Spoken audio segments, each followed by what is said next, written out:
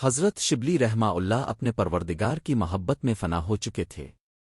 ایک مرتبہ ان کو مجنون سمجھ کر کسی نے پتھر مارا جس کی وجہ سے خون نکل آیا۔ ایک آدمی دیکھ رہا تھا، اس نے جب خون نکلتا دیکھا تو کہا کہ زخم پر میں پٹی باندھ دیتا ہوں۔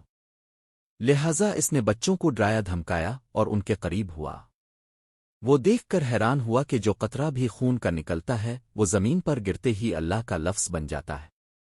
وہ حیران ہوا کہ اس بندے کے رگ و ریشہ میں اللہ تعالیٰ کی کتنی محبت سمائی ہوگی کہ خون کا جو قطرہ بھی گرتا ہے وہ اللہ کا لفظ بن جاتا ہے۔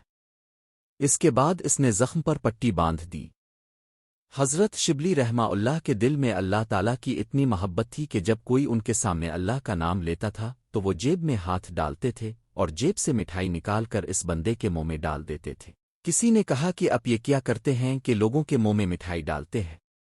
وہ کہنے لگے کہ جس منہ سے میرے محبوب کا نام نکلے میں اس منہ کو شیرینی سے نہ بھر دوں تو پھر اور کیا کروں؟